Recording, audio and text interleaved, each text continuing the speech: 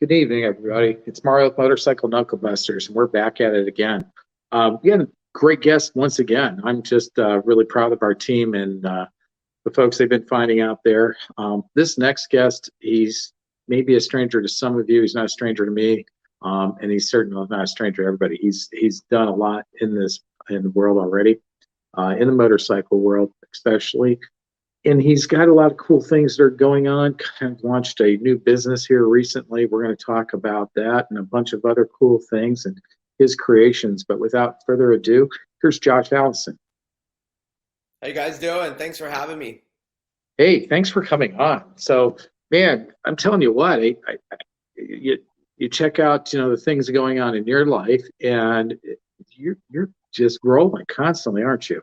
Yeah, it's been another crazy year for me, and I would say my life in the last 3 or 4 years has been pretty wild. A lot of different things I've dabbled in and adventures, and so it's been fun. That's how I like it, and but yeah, this year's it's been a big one, and we've kind of made a home base, and I think locked down a little bit of the chaos that was that it has been the last couple of years. Sure. Yeah. So there's so many moving parts, and that's really hard to keep track of. So I really want to get into, you, Josh, and, about you and everything else. Let people, Yeah. kind of know a little bit more. So where were you born and raised at? So I was born and raised in Wyoming, and so I was born in Laramie. For a lot of people that don't know the Midwest, kind of a smaller town, and we ended up moving to Cheyenne, and then from there, I spent a little bit of time. We moved to Windsor, Colorado, for a little bit, and then came back. My stepdad was on the railroad, so it brought us back to Wyoming, and Okay. so we lived kind of, all over Wyoming, Medicine Bow. There's little towns, Wamsetter, Green River, and all these, little railroad towns along the way. And so I ended up graduating from Medicine Bow High School. And then that brought me back to Colorado. I got a full ride scholarship for art. So I went to Mesa State and made it a semester, dropped out, figured out real quick that college wasn't quite my bag, and what I was trying to do with what I wanted in the art world. And so my mom at the time lived in Fort Collins, and so I came down to visit her and absolutely just fell in love with Colorado, and especially Fort Collins in northern Colorado. It was absolutely great. Love the people, love the environment. And back then in Colorado, there was a lot of growth and really cool things going on. Um, so that's what ended up, that's how I ended up in Colorado. And it was kind of, weird there because I started getting back into motocross and riding when I grew up in Wyoming. And as a kid, that's all we did was ride dirt bikes. There was so much of that in my life. My dad built Harleys in the garage and loved motorcycles. So it always had been something that I enjoyed. So kind of got back into it. And as I started really getting, into racing again and freestyle, I wanted to keep pursuing my art. So I started custom painting my helmets. And through that, it led to a little paint shop called Linen and Styles Custom Paint and Design.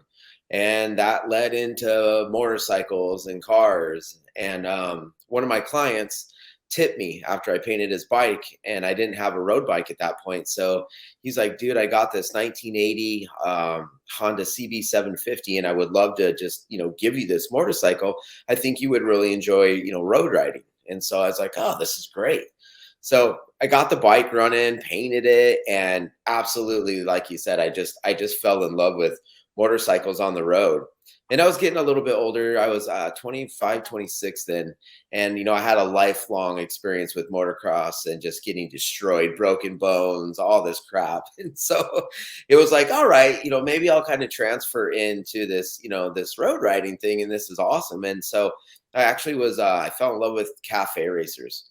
And so I built that CB into a cafe and got some builds from some dudes locally. But I started realizing pretty fast that where I wanted to go with my creativity on making stuff, I wasn't really able to do it.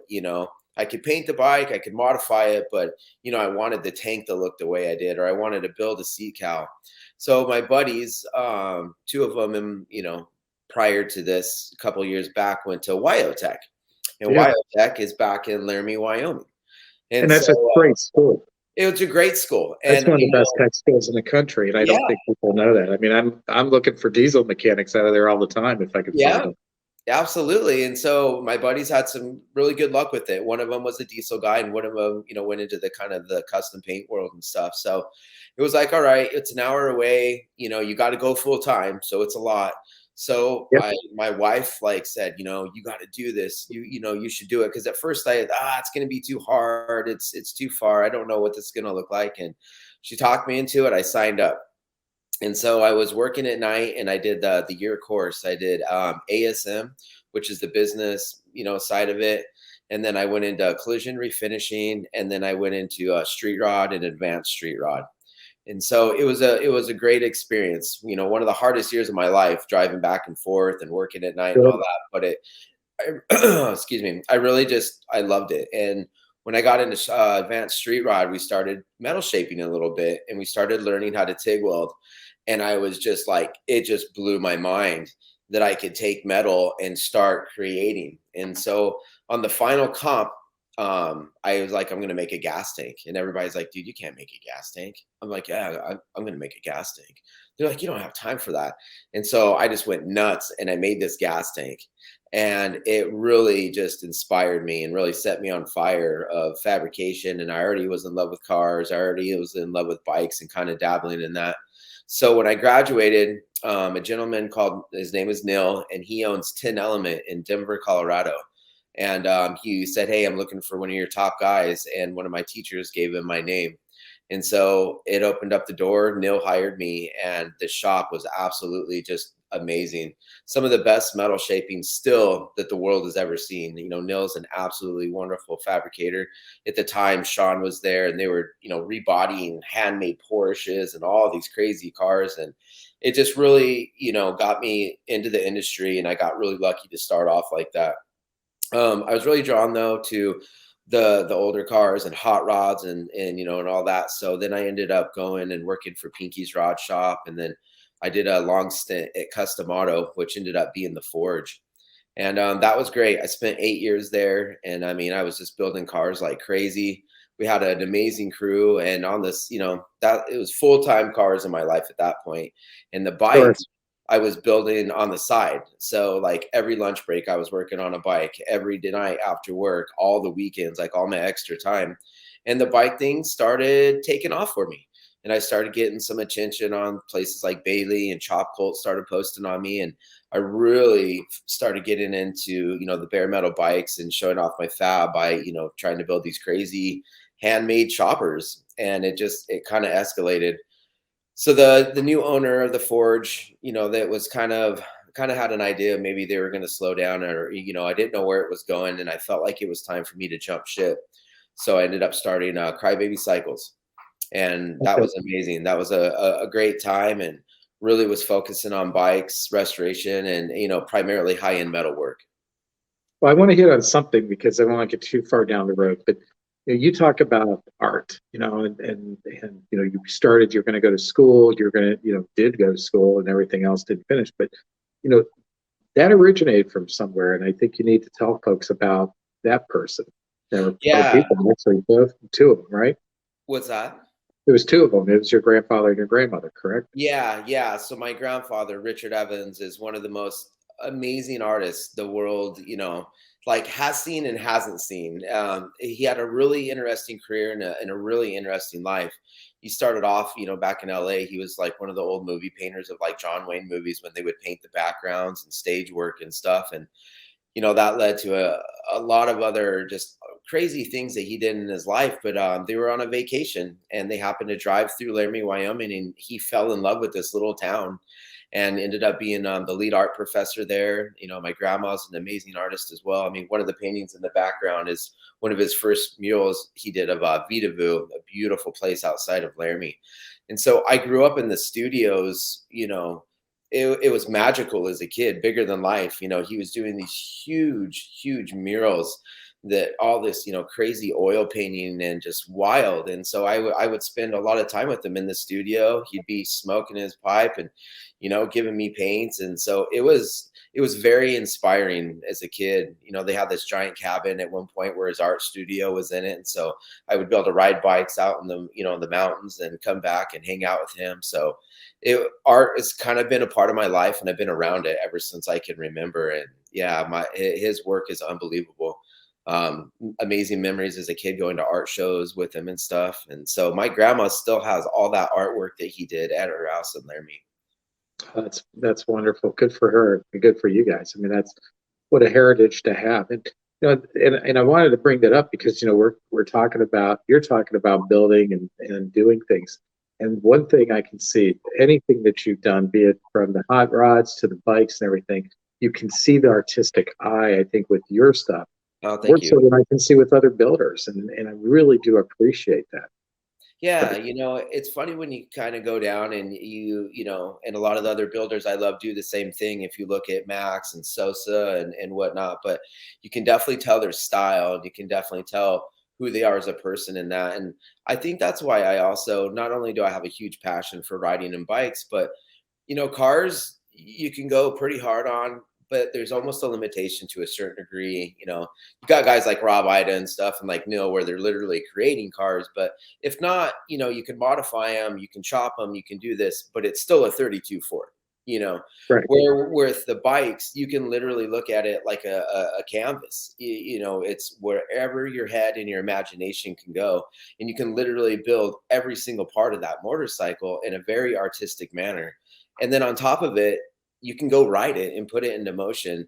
And that was always such a powerful thing that I, still love about trying to create rideable art. If, that doesn't sound too cheesy, but No, it's the creation that the motorcycle lets you build that's very special. and I would agree. That's the beauty of bikes. And I love seeing builders, that we see in other parts of the world where they don't have all the resources yet, Oh, their creative ability is it's wonderful. wild. Yeah, if you look at the guys, over in Japan and Indonesia and stuff, it's absolutely amazing what they're doing. And like you said, in barely shops, sometimes just rooms, almost with no tools. Me and Christian had a big conversation about that one night of, he spent a lot of time over there, and some of the things he's seen are some of the best made parts he's ever seen with literally like 3 tools. So it's wild in this industry when guys say, "Oh, I could do that if I just had these tools, or I could create that if I had that power hammer, if this or that." And the truth of it is, if you put your mind and your hands to it, you can create whatever you want. And all those guys have proven that to us. Absolutely. So then after the Forge, let's get back at it. You were telling us about, moving along with your career.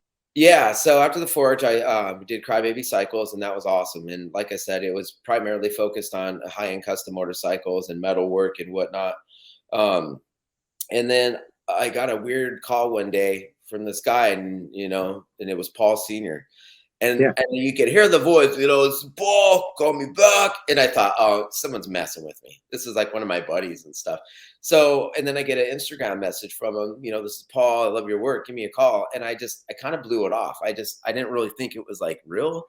And so I get on his Instagram, and it's like, I think this is a real account, And so sure as shit, I call him up, and he was like, "Hey man, I love your work. We're gonna shoot some new seasons. I would really like you come down and just do a special guest.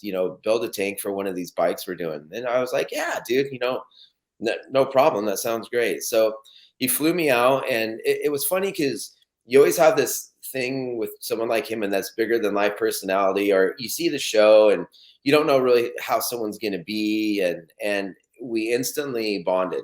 And I didn't know his background of like old chopper guy, been around bikes and cars his whole life. And, a lot of the bikes that he wanted to make, weren't what they were doing on the TV show. The TV show just kind of went down that path, and so he's like, "Oh, you should, do this tank and let's see how it goes." So I ended up doing a custom tank on this bike, a custom bars, custom seat, custom rear fender, custom oil tank.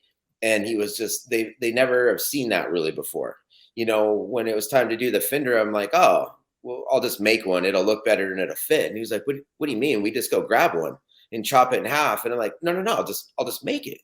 And so it went really well. He loved the bike, and he was like, oh, you got to come back and like shoot a whole season. And it was like, whoa, dude, like I got a business and a family back home, and this is crazy. So he talked me into doing that season, and I flew back and forth for over 8 months. It was pretty wild. We lived in the compound above his garage in this like apartment he had, and it was a wild experience. You know, I brought in one of my buddies, Ryan Gore from Paper Street Customs, and he helped, and we had it was a really special time. You know, traveled all over and really tried to make, once again, bikes that were rideable. It still would brand the company that we were building for, and he still got that idea of it, but it was back to more old school choppers that, you know, I loved and that Paul really loved. And so we had a great time. And then I came out and did a 2-year contract with him. And so it was a lot of fun. It was a blast. I look back, and one of my, you know, very good experience with those guys, and TV's wild in itself. So that was really interesting. So how did people change with you once you were on the show? Did you feel a transformation with the way people treated you? It's kind of weird, you know, you go places and people might recognize you a little bit more. You know, sometimes people want to autograph, or, hey, you know, even this last time we traveled, you know, I still get recognized in airports a little bit. It's not huge, but you do see a difference. And it's nice when people, like the last guy at the airport was like, oh, you know, I love those bikes. You know, that's what makes it worth it, is when people notice you and then notice what you tried to do, you know, and the work and the value that was put into all that. And it was fun. You know, it didn't change my life, you know, dramatically or anything like that. But it's a wild experience when you're on TV and you get to travel around like that. And, you know, we do these giant unveils. You know, when we did Vegas, we would sign autographs for 2 hours straight. You know, it was wild. Oh yeah. Everywhere Paul goes, people love him, man, and people recognize him. He's got that iconic thing, you know, and then once people get to meet him and see how nice he is, and it's not this guy on the show screaming at everybody, it's awesome. Yeah, that's and I hear that. I mean, we had Evan on a while back ago, Yeah, and I have worked with Evan. I loved Evan. Yeah, and it's interesting. You know, I see some similarities between you and Evan and the things you're doing, and I think that's pretty cool. You know, but what people understand though is that, you know, you were that creative guy. You were following a path already before you got involved with the show. You know, and I think you would have arrived at this point anyhow. And that's, you know, sometimes that's, people don't recognize that sort of thing as well. Yeah, and you are right. And, you know, there was a lot of exposure I got on a whole nother side of the industry that, you know, people didn't know about me. You know, I'd already done it. I always call it the core industry, you know, Born Free, Hand Built Show, you know, all these other shows that we, you know, more of the core of the industry. But yeah, to see the other side of it, you know, it was cool, and people appreciated it, you know. And like I said, on all those bikes, we worked really hard to make handcrafted bikes, you know, with the deadlines that we could. Those deadlines are real. It was insane, you know, to try to squeeze that amount of fabrication in, you know, 30 or 40 days and get a bike that started from nothing to something that has got to go ride, has got to function, and got to go do this unveiling. And every time we made a point to ride those bikes, you know, to prove that, because, you know, a lot of people gave him flack about all those bikes in the day not being able to ride and all that stuff. And so I think that we spent a lot of time trying to, you know, turn that page with people's mindsets. Yeah, there definitely was a lot of naysayers, and I know some of the shows that exist or previous shows, you know, they run into a lot of that. You know, people want to be the doubters, you know, and it's almost like they get off on that. You brought up Ryan Gore. So did you know Ryan from your days in Colorado, or? Yeah. So Ryan at the time when I met him was living in Gunnison, you know, and I was in Greeley. So we, you know, it's a little bit of a drive, but still Colorado boys, you know, and so we started just connecting once again. And then the first time we hung out is, you know, we went to a Hand Built show and we started doing shows together. He came to Born Free with me.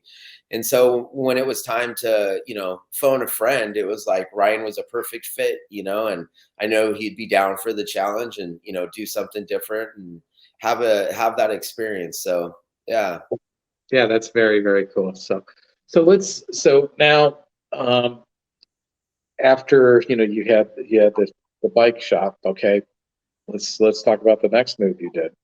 Yeah. So when Orange County Choppers was kind of wrapping up, it was, I shut down Crybaby Cycles, went full time with that contract, but they're wanting to go, to Florida, do a new adventure down there.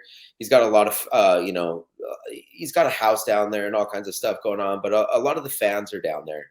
And so he had a relationship with a gentleman that wanted to do a restaurant and whatnot. And my contract was coming to an end. And at that time, COVID was, in full effect. And so I was building an Easy Rider tribute bike for a gentleman named Chris Bishop. And Chris was from Connecticut and whatnot. And so once in a while, Chris would come down and check on the bike. And at that time, like twice, I was just me alone in this giant shop building this Easy Rider chopper, and so we just started talking and we hit it off. And he just said, "Hey, I don't know what you're doing. I don't know what you're going to do. But hey, we got a North American Motor Car going on, and I think that you would fit in well there. And I wanted to start a custom company inside of it. And I think that me and you could do something amazing together." And he said, I would just love to talk to you more about it. So we kind of chatted a little bit. And then, we decided that Florida wasn't a right fit for us and where I wanted to go. And I really wanted to jump back into, where I started off with just handcrafted, really high-end motorcycles. I missed cars. And so it felt, like a really good fit. And, Chris Bishop is one of the best people I've ever met in my entire life. Just a wonderful human. And so I called him up and I said, "Man, let's do this." And so I started working at North American Motor Car. And shortly after that, we started creating American Metal Customs, and this is what it is now, a very high-end one-stop shop for, whether it's restoration, whether it's hot rod builds, bike builds, old Harleys, new, it's an all-inclusive, really badass custom shop. And we just got into the shop. It's in Danbury, and shooting for September 9th is the grand opening, and we're getting everything, set up right now. And so it's in a pretty amazing place. It's got a huge, beautiful showroom floor. Okay. In the shop, we got a full mechanics area, full custom fab area, full custom paint, full interiors. I mean, it's, like I said, stop shop for anything you want to do in the car and bike world. And then on the back end of it, the whole North American motor car sector is high-end car storage, detailing, and the buying and selling of cars. So it's really a destination of, hey, whatever your dreams are, if you stop here, we're going to be able to make it happen one way or another. Well, I'll tell you what, I saw what you took out to Born Free, the setup you guys had. Yeah. It was killer. I mean, I absolutely loved it.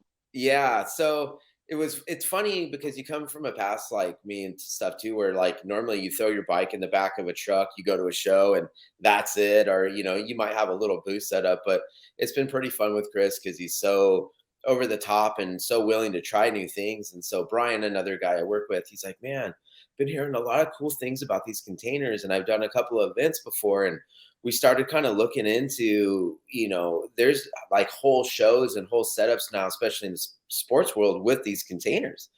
And so it was built in LA, and it's absolutely amazing. We call it the Transformer because it shows up in this little box and unfolds into this thing. And it's just, it's so much fun to hang out in. You can throw all the bikes and cars around it. You have the upstairs where you can hang out. You have a full bar. You got TVs going on. You can hang out. It's pretty incredible. Yeah, that's a really radical setup. I absolutely love it. Yeah, I think Cody's got a few pictures queued up for us. If we want to pop some of those up, maybe you could tell us a little bit about them.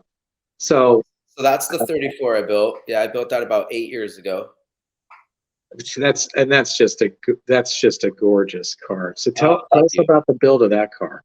So that's when I was at it started off at the custom auto, and then like I said, it went to the forge. But it was built for a customer. His name is George King, great guy. He was at that time he was in Denver, Colorado, and he came into the shop and we watched the ZZ Top video. I got to get paid, I think, when they're taking all the cars out on Bonneville and all that. And he's like, "Dude, I just love 34s. I really want to do this build." And so he's a big Hemi guy. So that's a 53 392 Hemi, and quick change rear end. It's got a Hillborn fuel injection system. And other than that, the car is basically completely handmade. I mean, every part of that car has been touched, modified, fabbed, or something. It was a super intense build, and it's a really amazing car. It was really special to me, and that was one of my first big builds, I did from start to finish, and it was a big thing for me. And so last year George reached out and just said, hey, I'm getting older, I don't know if I want the car anymore, but you would be the only person that I'd sell it back to, and I think it needs to come back to you. So we were able to purchase the car back. Of the old Fords like that, coupes, I'll tell you what, I think that it may be the most beautiful one I've ever seen. Thank you. I really appreciate it. It was definitely a labor of love, and it was a stressful project, man. I won't lie. We had some meltdowns and some stress and some button of the heads, but everybody was really happy with it, and it's a very special car to me. Yeah, we a number of years ago near us, we have a place called the Villa Auto Museum, and they bought the ZZ Top car from Oh, okay. Man, and so, but they had taken the graphics and they altered the car. So I got, my team and I got to put that back together. And that was a lot of fun, and stand back and say, wow, we got the car here, and, Yeah. and I also did another one. I did the Paul Walker car they did for Fast and Furious. So it was that Mitsubishi Eclipse. Now this is one of the funniest stories ever. So we're redoing the car, and I've got a lot of young guys that are working in the shop, and I'm on the phone talking to a customer, and they're standing there, and I'm thinking to myself, why are you guys just standing around? Because I know there's work to be done, right? Yeah.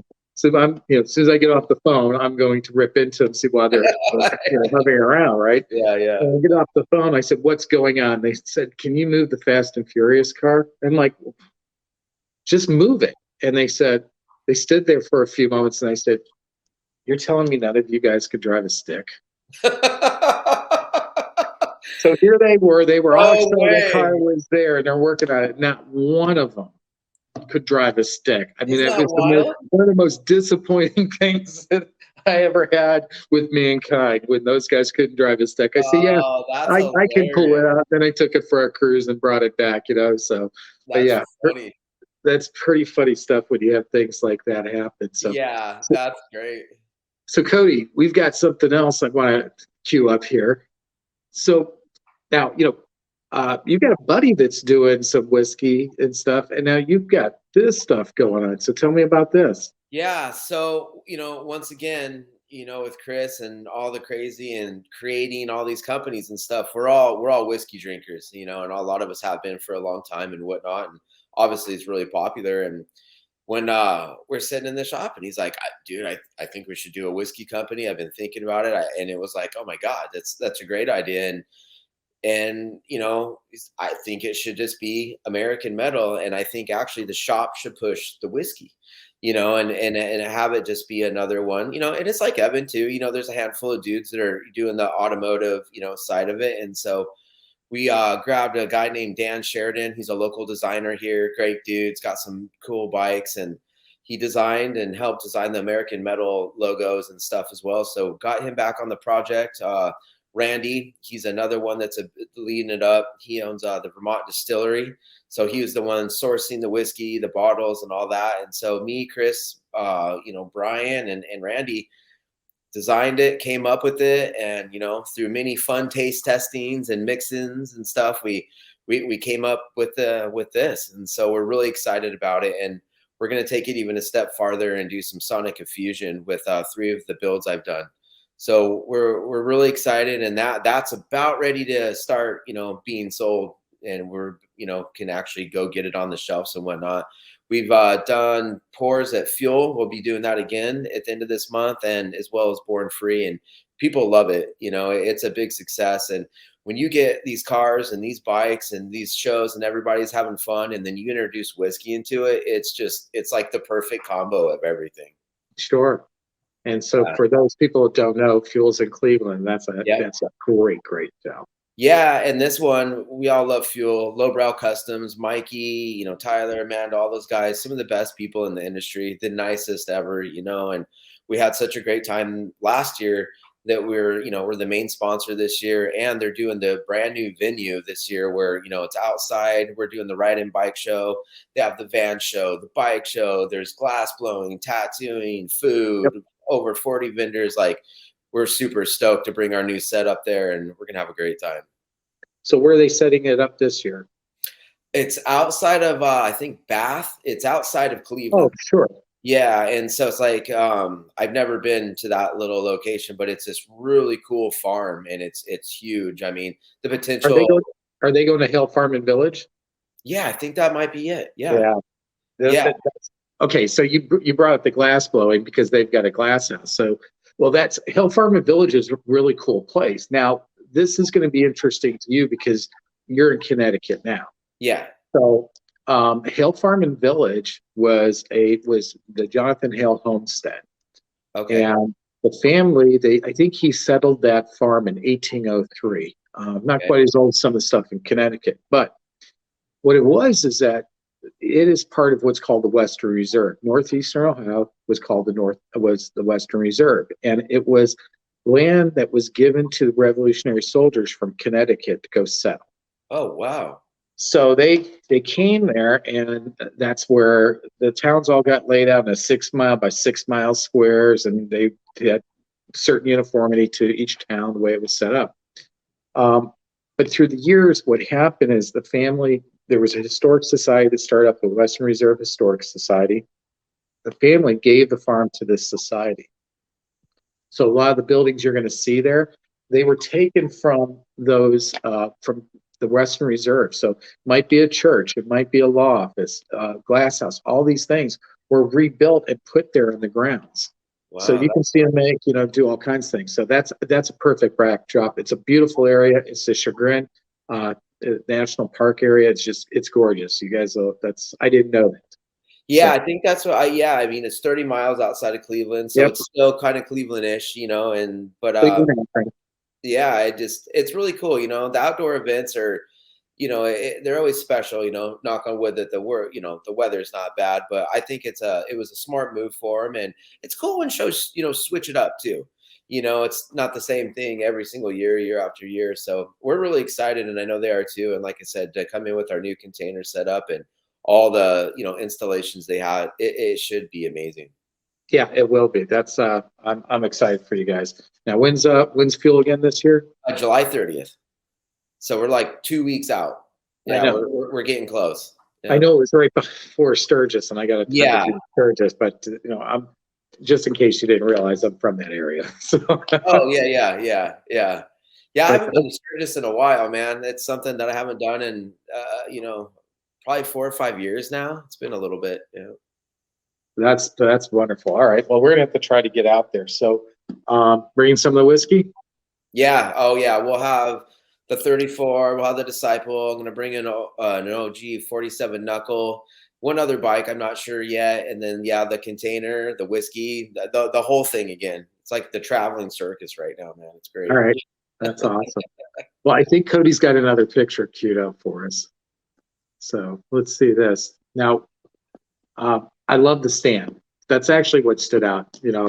Obviously you're sitting there and I see the bike in the background, but the stand you guys are building and the stuff. I mean, this kind of speaks to you guys aren't sparing the expense or creativity in delivering. It's funny because with the Disciple, it was one of those bikes where it's like, man, if it just had something to just take it off the ground a little bit and kind of just, a stand to put it on, it'd be great. And another project that we have in the truck is we have this really cool bagged panel truck, and it's going to be our shop truck.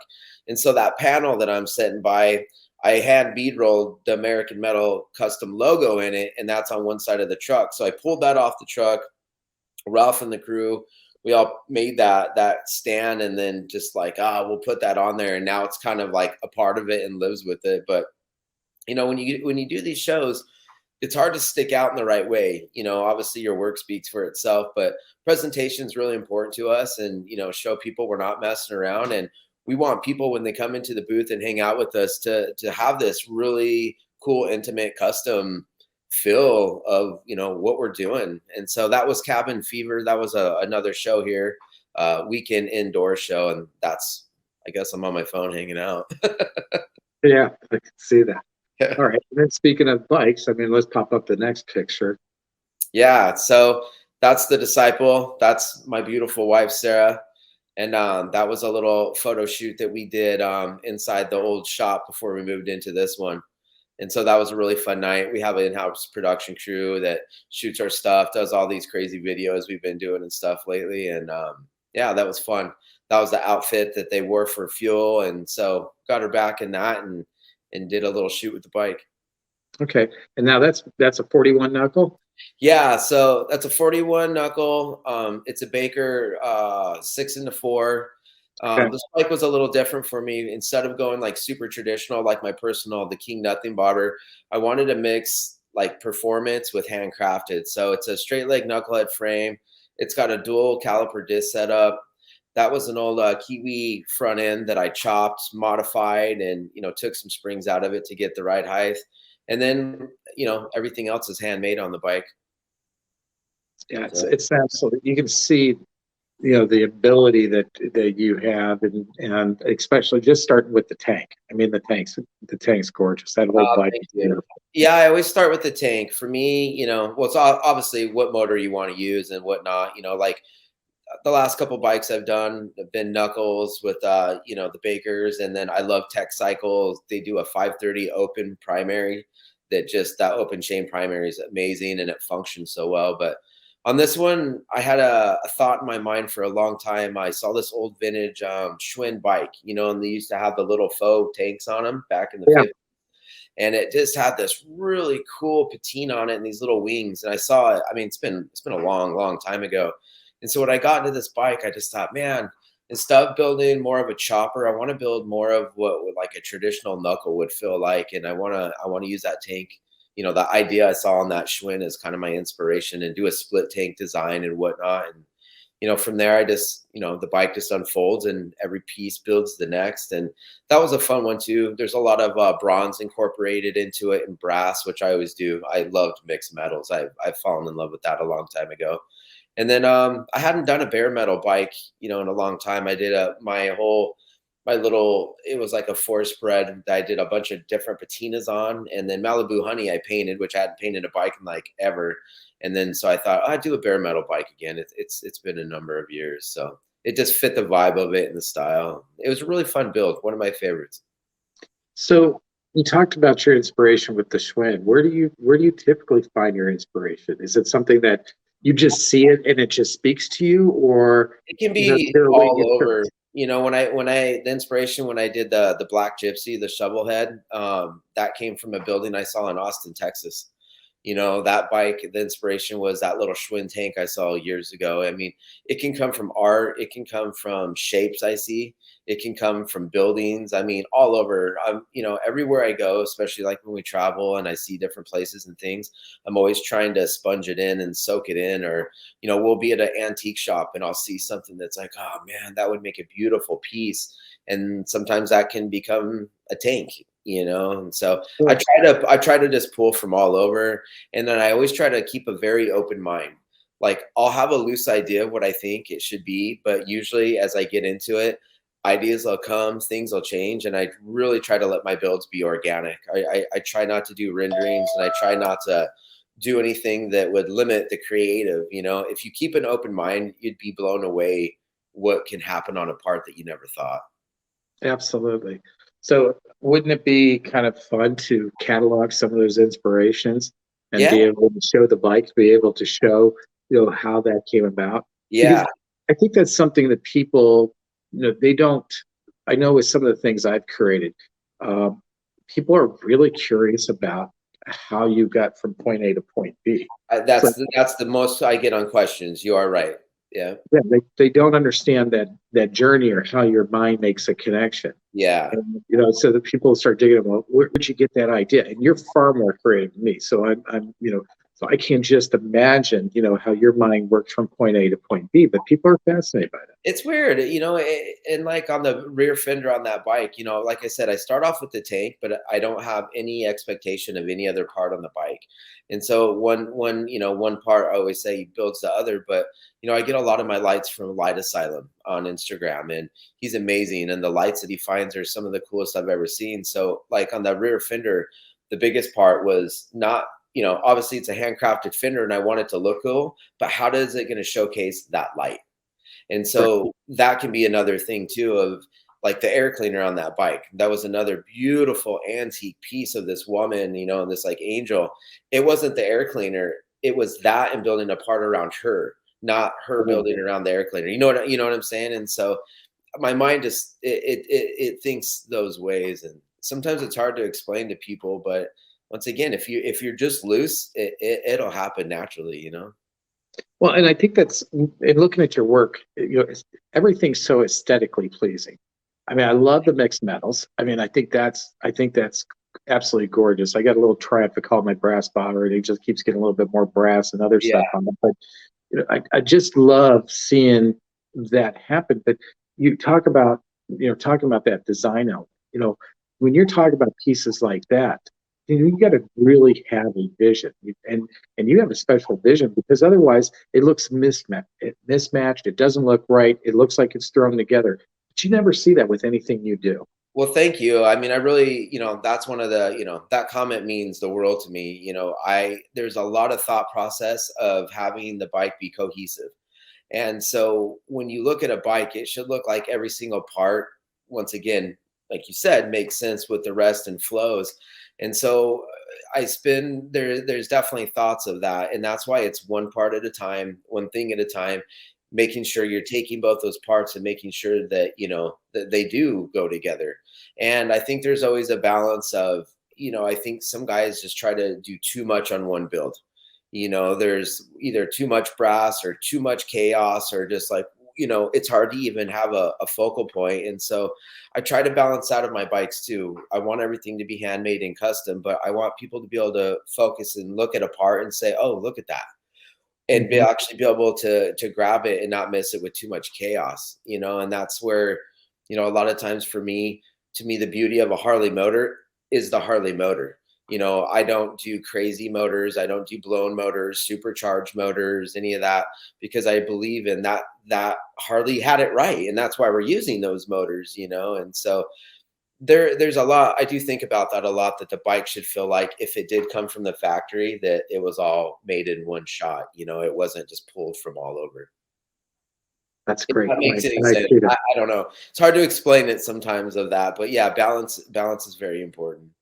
Well, and I think when you're looking at your bikes, and there's some other great builders out there, I love those bikes when you first walk up. Maybe they'll be at a Lichter show, and you walk up and you say, wow, all right. And then all of a sudden you find yourself there for another 30 minutes, because the devil's in the details. Yeah. And you start looking a little bit deeper, and you're like, oh, look at this and look at that. And Oh then yeah. and that's Yeah. when you really, you come to the understanding that you're looking at a true piece of art.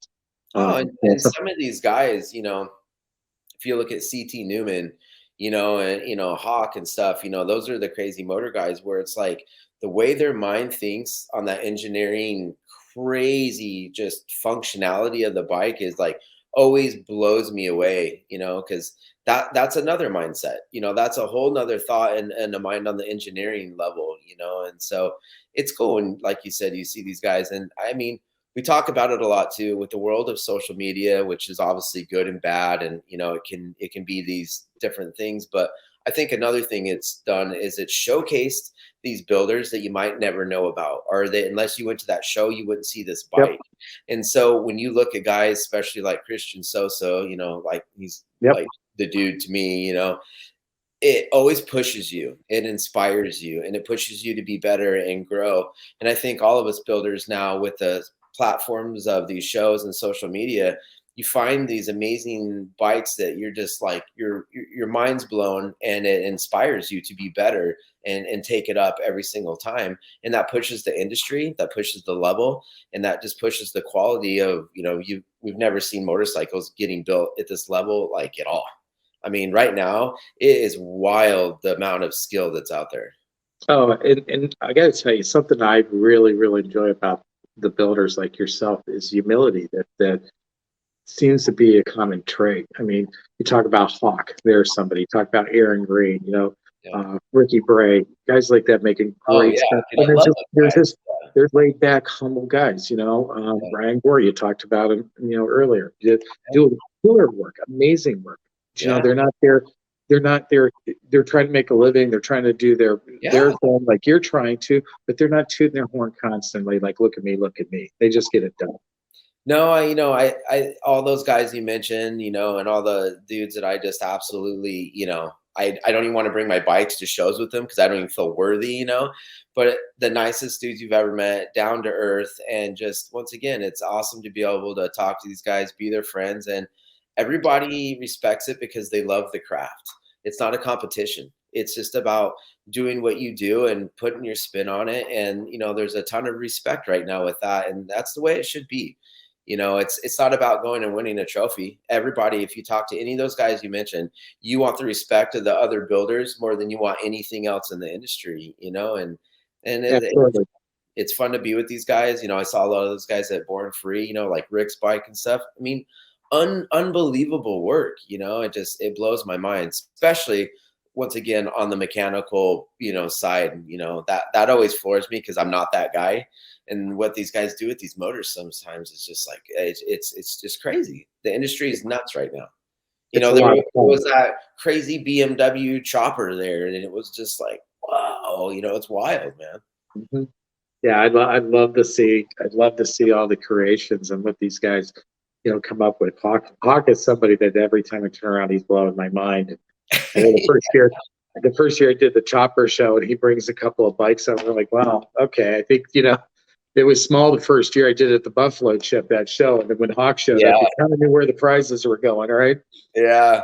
No, so no, he's great. He's always such a blast. I love hanging with him. Him and his whole family are just awesome. And he's always one of those dudes where, we all get to the show and we look for each other to hang out. And great dude, fun as hell. And just once again, like, how the hell do you think of that, Hawk? What the like, hell? Just crazy shit. yeah, he's quite amazing. And sometimes you talk to him, and I know I was 2 years ago. Him and I were talking down in Tennessee at a show, and there was a guy I know that was kind of tagging along with me. And afterwards, he said something about Hawkeye, and he goes, well, when I first started talking to the guy, I thought he was just a crazy biker dude, and all of a sudden I Yeah. realized you're talking to this brilliant dude. Oh And my I go, gosh. oh yeah, absolutely. Yeah, the dude understands it, he gets it, he's smart. I mean, but it's the same thing with CT Newman. When you're talking with CT Newman, you're talking to a brilliant engineer. Yep. You're talking to someone that understands more than just the mechanics of it, but just like tolerances, functionality, literally engineering. That last motor he did was all blueprinted, and we purchased one of his bike jigs, and that bike jig still blows my mind. You have to put it together, but it literally goes together so tight, and the tolerances are so perfect, and everything fits to place so perfect. It blows your mind building it that he dreamed that thing up. Crazy shit. Yeah, that's wonderful stuff. Now I want to kind of change gears a little bit on you. So we're talking about, you know, your tribe, our tribe, the biking community. But you were at the Greenwich Concourse not that long ago, right? Yeah, yeah, yeah. So it's wild here too, and like being involved with Christian stuff, and there's different shows and opportunities here, that you don't get all over. In Colorado, I did two concourse shows there that were really cool, and it was weird because I didn't understand why they wanted me there. I'm like this tattooed chopper token kid with these bikes, with like these amazing Right. airplanes and $1 million cars, and so me and my wife experienced that a little bit. But being here, you hear about the Greenwich Concourse, and we're about ready in September. We're going to do the Bridge, which is another just insane show. You got to know someone to get in and all this, and it's at this beautiful golf course that once was a racetrack, just like the Greenwich Concourse show. And it was funny being there because you always feel like kind of like, what the hell am I doing here? But Yeah. also, it's absolutely amazing. Some of the most wildest, most amazing cars you've ever seen. And it was funny because they have this big giant screen, right? And what Yeah. happens is you can play your ads on it.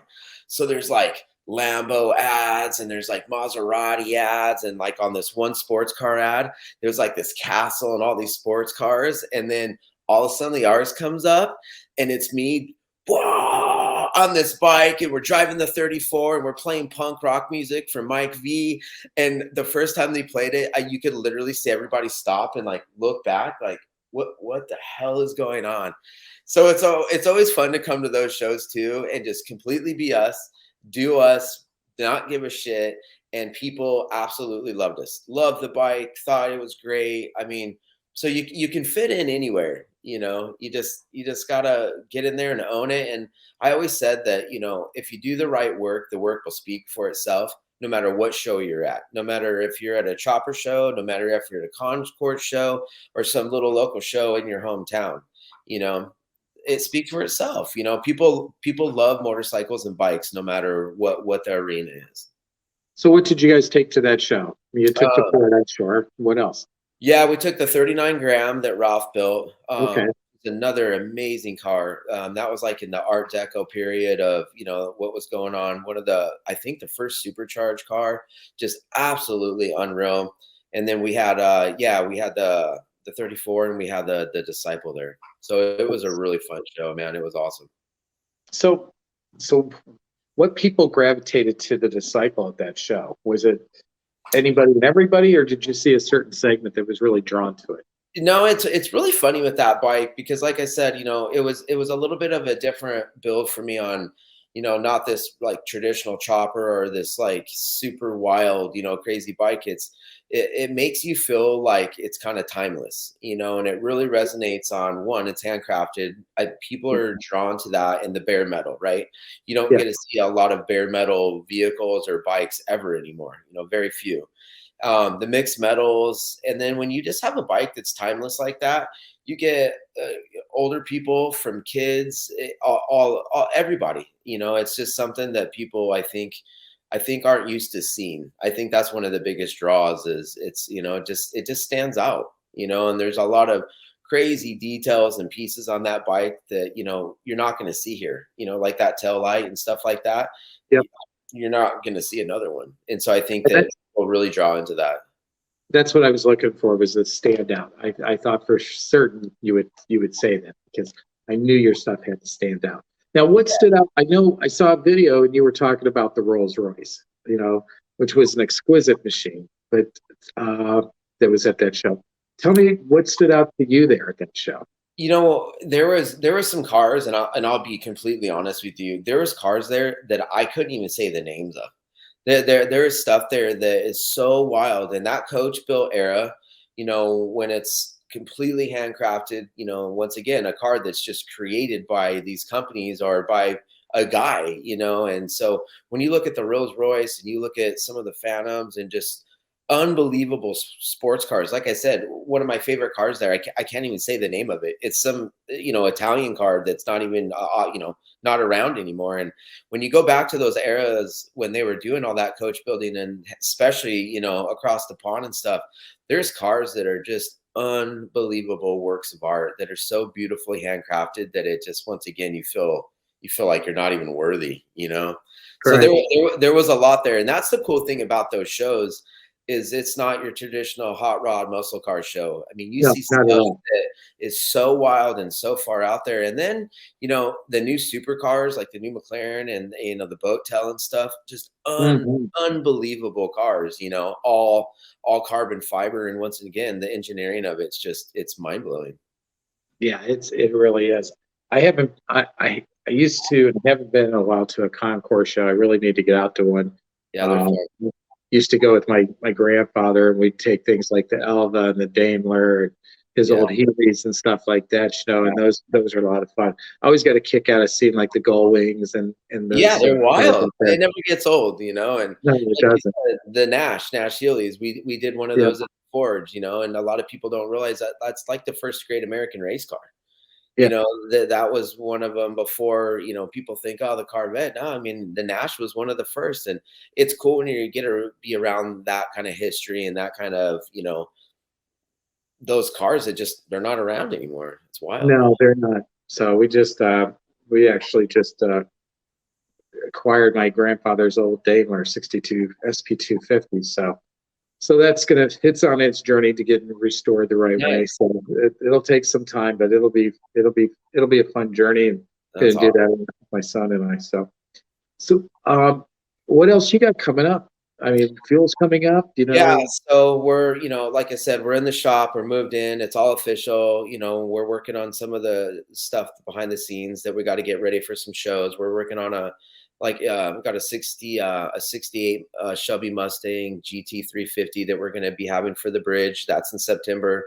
The Disciple is going to be in the bridge. Obviously, fuel's right around the corner.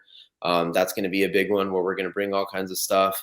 August is a little bit more mellow. We got to really focus on getting ready for the grand opening, which would be September 9th. And the grand opening is going to be big. We're going to go off on that and make a big thing of it. And then after that, we're moving into the Race of the Gentlemen. We'll be doing Trog. Trog's just, another absolutely amazing event.